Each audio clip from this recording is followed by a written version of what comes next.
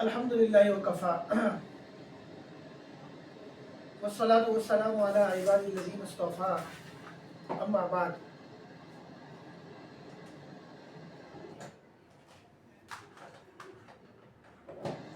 فاعوذ باللہ من الشیطان الرجیم. بسم اللہ الرحمن الرحیم. فاسألوا اہل الذکر ان کنتم لا تعلمون.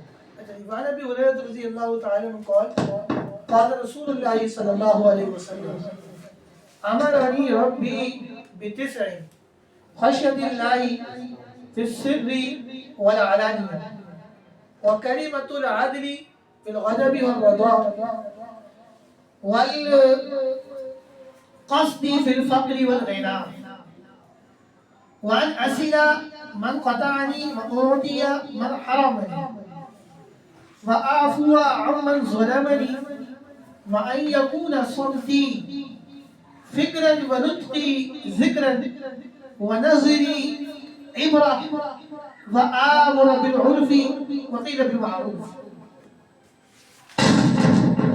یہ حدیث کی یہ روایت مشکات شریف کی آپ حضرات کے سامنے میں نے پڑھی. بس صحیح ہے. حضرت ابو ہریرہ رضی اللہ تعالی عنہ فرماتے ہیں کہ آپ صلی اللہ علیہ وسلم نے فرمایا کہ امرنی ربی بتسع، مجھے میرے رب نے حکم دیا ہے 9 چیزوں. امرنی ربی بتسع، مجھے میرے رب نے 9 چیزوں کا حکم دیا ہے. 9 کام کرنے کا اللہ تبارک و تعالی نے آپ صلی اللہ علیہ وسلم کو حکم دیا ہے. اور حقیقت میں یہ 9 صفات ایسی ہیں کہ اگر ہم لوگ اپنی زندگیوں میں ان 9 صفات کو اختیار کر لیں تو ہماری دنیا بھی بن جائے، آخرت بھی بن جائے اور زندگی بڑی خوشگوار ہو جائے. بس ٹھیک ہے. اس کو خشیۃ اللہ فی السر والعلانیہ، اللہ کے نبی صلی اللہ علیہ وسلم نے فرمایا کہ اللہ تعالیٰ نے مجھے یہ حکم دیا ہے کہ میں لگا دینا اس کو تاکہ بس جائے. کیوں بند کر رہے ہیں آپ؟ خشیۃ اللہ فی السر والعلانیہ.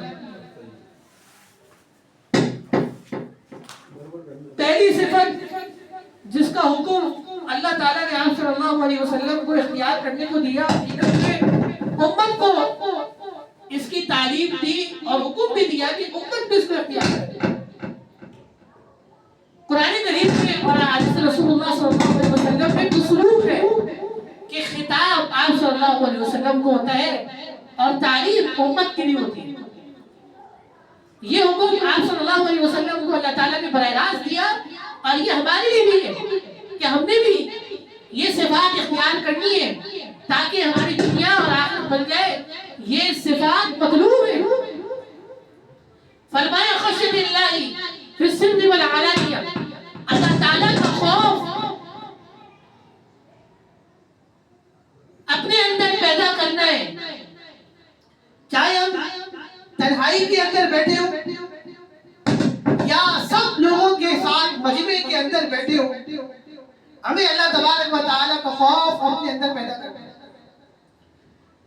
تنہائی میں اگر ہمیں کوئی دیکھنے والا نہیں ہے تو اس تنہائی میں بھی ہم نے گناہ نہیں کرنا، اللہ تعالیٰ کو ناراض نہیں کرنا، کیونکہ اگرچہ ہمیں کوئی نہیں دیکھ رہا لیکن اللہ تعالیٰ دیکھ رہا ہے.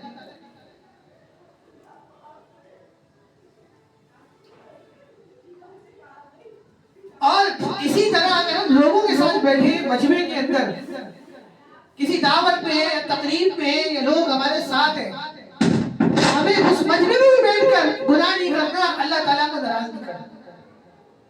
اگر مجمع کے اندر کچھ ایسے لوگ بیٹھے کہ جو گناہوں کا ارتکاب کر رہے ہیں، اللہ تعالیٰ کو ناراض کر رہے ہیں، تو ہمیں اپنے آپ کو اس سے بچانا ہے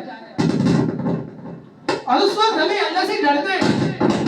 اگرچہ بظاہر ماحول ایسا ہے دعوت کا، تقریب کا، مجمع کا، کہ لوگوں کے دل جو ہے اللہ کے خوف سے خالی ہے اور لوگ اللہ تعالیٰ سے نہیں ڈر رہے، لیکن ہمیں اس وقت بھی اللہ سے ڈرنا ہے اور ہر وہ کام کی جس سے اللہ اور اس کے رسول نے منع فرمایا، ہر وہ کام کی جس سے اللہ اور اس کے رسول کی ناراضگی لازم آتی ہے، ہم نے اس سے اپنے آپ کو بچانا۔ اسی طرح فرمایا کہ وَكَلِمَةُ الْعَبْدِ فِي الْغَضَبِ وَالرَّضَاءِ، کہ آدمی غصے کی حالت میں ہو یا اچھی موڈ میں ہو، دونوں صورتوں میں زبان سے جو بات کہنی ہے وہ انصاف کی کہنی ہے، ظلم کی نہیں کہنی، زیادتی کی بات نہیں کرنی۔ اگر آپ غصے میں ہیں تو بھی آپ کو اجازت نہیں کہ آپ کوئی ظلم اور زیادتی والی بات کہیں، آپ کو انصاف کی بات ہی کرنی ہے۔ کوئی ایسی بات کہ جس سے ظلم ہوتا ہو، زیادتی ہوتی ہو، کسی کی حق تلفی ہوتی ہو، غصے کی حالت میں بھی وہ بات کہنے کی اجازت نہیں ہے۔ اسی طرح اگر خوشگوار موڈ اچھا ہے، خوشگوار ہے، غصہ نہیں آ رہا، تو ایسی صورت میں بھی انصاف کی بات کرنی ہے، عدل کی بات کرنی ہے، کسی پر زیادتی کرنے کی بات، ظلم کرنے کی بات نہیں کرنی، کسی کی حق تلفی کرنے کی بات نہیں کرنی، کسی کا حق کھانے کی بات نہیں کرنی۔ عموماً جب کوئی شخص غصے میں ہوتا ہے تو معاشرے میں دیکھا جاتا ہے کہ لوگ غصے کی حالت میں ایسی باتیں کر جاتے ہیں۔ عموماً دیکھا جاتا ہے کہ لوگ غصے کی حالت میں ہوتے ہیں تو وہ زیادتی والی باتیں، ظلم والی باتیں کر جاتے ہیں۔ یہ یاد رکھیے گا کہ آپ چاہے غصے میں ہو، چاہے خوشگوار موڈ میں ہو، اگر آپ نے کوئی زیادتی کی، کسی کی حق تلفی کی بات کی، تو آپ کو اللہ تبارک و تعالیٰ کو جواب دینا پڑے گا۔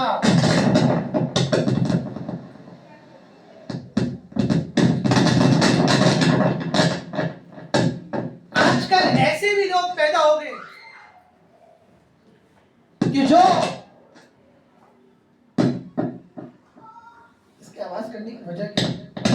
مائک کی تار میں تھوڑا وہ ہو گیا، مطلب کٹ رہی ہے۔ آج کل ایسے بھی لوگ پیدا ہو گئے کہ جو بظاہر نماز بھی پڑھتے ہیں، روزہ بھی رکھتے ہیں، عبادات بھی کرتے ہیں، تہجد بھی پڑھتے ہیں، لیکن کھلم کھلا گھروں کے اندر بیٹیوں کو بولتے ہیں کہ بیٹیوں کو جائیداد پہ سے کوئی حصہ نہیں ملتا اور ہمارے خاندان میں بیٹیوں کو حصہ نہیں دیا جاتا۔ یہ وہ باتیں ہیں کہ جو ظلم کی ہے اور زیادتی کی ہے۔ اس کا جواب اللہ تبارک و تعالیٰ کو دینا پڑے گا۔ جب اللہ تعالیٰ نے قرآن کریم میں بیٹی کا حصہ مقرر کر دیا جائیداد میں، وراثت میں، جب اللہ تعالیٰ نے وراثت میں بیٹی کا حصہ مقرر فرما دیا تو وہ حصہ بھائیوں کو، اپنی بہنوں کو دینا پڑے گا۔ اگر کوئی کسی کا حصہ وراثت میں کھائے گا تو سزا تو ہے ہی، لیکن ان اللہ قیامت کے دن جواب دہ ہوگا۔ آج کل لوگ کیا کرتے ہیں؟ کہ کسی کے مرنے کے بعد وراثت تقسیم نہیں کرتے اور ساری زندگی یہی کہتے رہتے ہیں کہ کر دیں گے کر دیں گے کر دیں گے، اور جب ان کے وہ رشتہ دار کے لوگ اس میں وارث ہوتے ہیں اور مستحق ہوتے ہیں اور ان کو مال و دولت کی ضرورت ہوتی ہے، جب وہ ان سے مطالبہ کرتے ہیں کہ اپنے وراثت میں حصہ دیا جائے تو یہ ان کو ڈانٹتے ہیں کہ ہم کر دیں گے کر دیں گے، 1 سال رک جاؤ 2 سال رک جاؤ، اور یہاں تک 20 سال گزر جاتے ہیں اور وہ وراثت تقسیم نہیں ہوتی، یہاں تک کہ جن کے ہاتھ میں وہ معاملات ہوتے ہیں وہ بھی مر جاتے ہیں اور دنیا سے رخصت ہو جاتے ہیں۔ ایک آدمی ہمارے جان پہچان میں ایسا تھا کہ وہ مجھ سے جب ملاقات کرتا تھا تو مجھے بولتا تھا کہ مفتی صاحب کہ میری بہن بھائیوں کی جو وراثت ہے وہ ساری میرے ہاتھ میں اور میں اس کو تقسیم کروں گا۔ میں جب پوچھتا تھا کہ کتنے سالوں سے ہے تو بتاتا تھا کہ تقریباً کم و بیش 15-20 سال، اور ہر دفعہ یہی کہتا تھا کہ تقسیم کروں گا، اور یہاں تک کہ اس کا انتقال ہو گیا۔ لوگ ان چیزوں کو معمولی سمجھتے ہیں، یہ جو معاملات ہیں مال و دولت کے وراثت کے، اس کو علماء دین سے پوچھ کر زندگی کے اندر یہ معاملات صاف کر دیتے ہیں۔ اچھا یہ یاد رکھیے کہ وراثت مرنے کے بعد ہے، وراثت زندگی میں نہیں ہے۔ زندگی کے اندر جو اولاد وراثت کا مطالبہ، زندگی کے اندر جو اولاد وراثت کا مطالبہ کرتی ہے اس کو مطالبے کی اجازت نہیں سیٹ ہوگا۔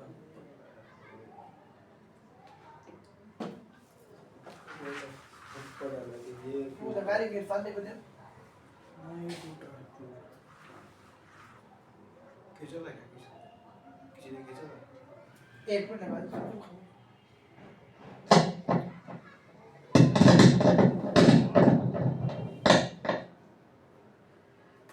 زندگی کی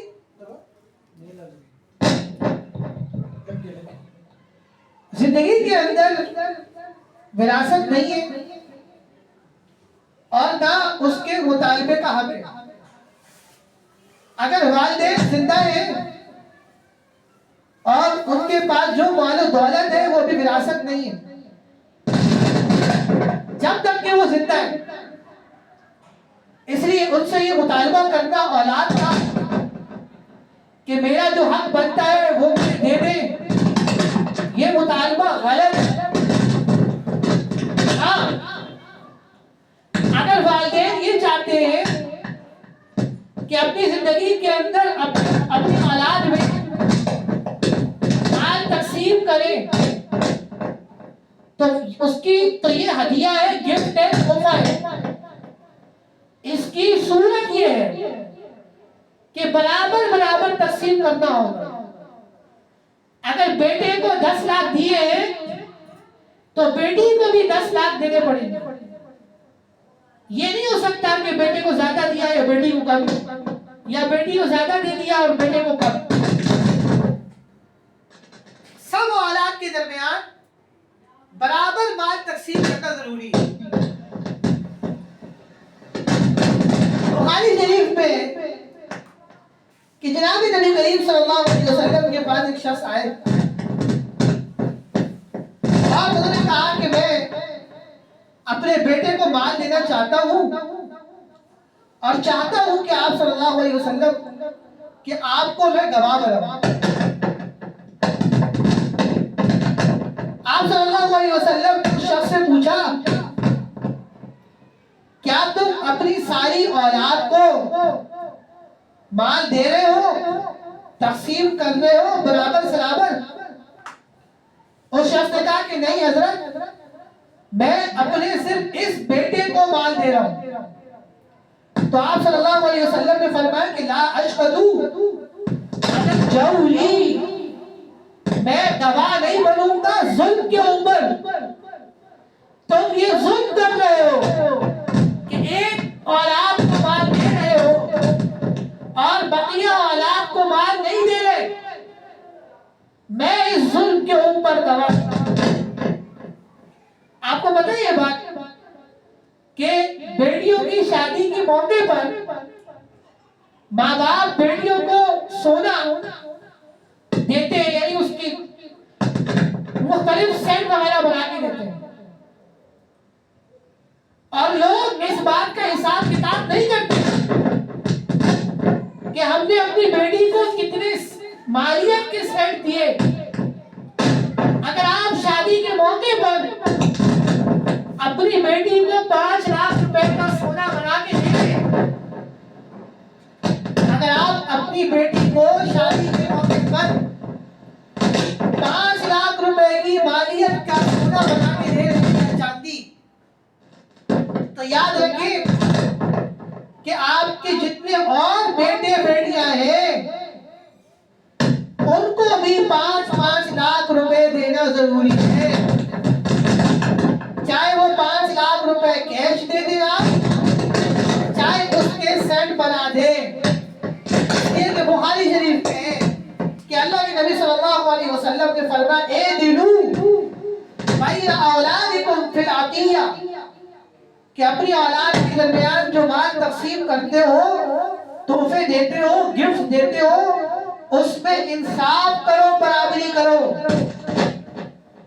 آج بہن بھائیوں میں لڑائی جھگڑے کیوں ہوتے ہیں؟ والدین سے لڑائی جھگڑے کیوں ہوتے ہیں؟ عموماً یہ وجہ ہوتی ہے کہ ایک بیٹی کو نواز دیا، ایک بیٹی کو زیادہ دے دی اور بقیہ کو نہیں دیا۔ تو اگر ہم شریعت کے احکام کا خیال کریں گے تو انشاءاللہ ہمارے دولت کو ہمارے کبھی لڑائی جھگڑے نہیں ہوگی۔ چلو اتنی کافی ہے، مائک بھی صحیح چل رہا ہے، اگلے جمعرات کو اس کو اگلے جمعرات صحیح ہے، اگلے جمعرات کو صحیح ہے۔ بہت ہی عام حدیث ہے، انشاءاللہ زندگی رہی اور صحت تو اگلے جمعرات بھی اس روایت پہ کلام کروں گا، اور دوبارہ شروع سے بھی تھوڑا کلام کروں گا انشاءاللہ، اس لیے کہ آواز سے خراب ہوئی ہے بہت زیادہ، اور مجھے نہیں پتا کہ آواز دعا کریں۔ الحمدللہ رب العالمین والعاقبۃ للمتقین، اللہم صلی وسلم علی النبی وبارک وسلم وسلم، اللہم احسن عاملنا وسہل لنا فی الامور کلھا واجرنا من خزی الدنیا وعذاب الآخرہ، اللہم انک عفو تحب العفو فاعف عنا۔ ادارے کے اور ہمارے کچھ عام معاملات ہم دعا فرمائے اللہ آسان فرمائے۔ ایک اعلان سے بات فرمائے، انشاءاللہ 16 جنوری جمعرات کے دن عشاء کے بعد مدرسے کا سالانہ اور اینول فنکشن ہے، پروگرام ہے، جس میں مشکات شریف کی آخری حدیث کا درس ہوگا انشاءاللہ۔ اس کے بعد طلبہ کی دستار بندی ہے اور طلبہ طالبات میں انعامات کی تقسیمات ہے انشاءاللہ، اور سب لوگوں کے لیے کھانے کا بھی انتظام ہے انشاءاللہ۔ آپ سب حضرات جو جہاں تک میری آواز جا رہی ہے وہ سب لوگ خود بھی آئیں اور زیادہ لوگوں کو دعوت دیں۔ عبداللہ ٹیرس کے باہر ٹینٹ لگیں گے انشاءاللہ، اور وہی پروگرام ہوگا۔ اس پروگرام کے لیے ہمیں ڈونیشن کی بھی ضرورت ہے، کم و بیش ہمارا خرچہ اس میں 2.25 یا 2.5 لاکھ بیٹھتا ہے، تو اس کے لیے بھی جو حضرات ہمت کریں اور جو ڈونیشن دے سکتے ہیں وہ رابطہ کریں، اور جو انٹرنیٹ پہ سن رہے ہیں وہ ہمارے ایڈمن سے رابطہ کریں، ثواب ہے اور صدقہ جاری ہے۔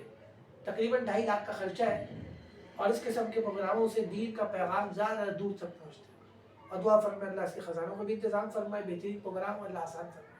حضرت والد صاحب بیمار رہتے ہیں، اللہ ان کو صحت و شفا دے، آج بھی ڈائلسس عافیت سے ہو جائے، اللہ تمام پریشانی ختم فرمائے۔ حسن بیمار ہے، اس کو لقوہ ہوا ہے، اب دعا فرمائے اللہ اس کو مکمل صحت اور شفا عطا فرمائے، اس کا منہ بالکل سیدھا ہو جائے، ہمیشہ کی اللہ اس کو ہر تکلیفوں سے محفوظ اور محمود رکھے۔ سب بیماروں کو اللہ صحت اور شفا عطا فرمائے۔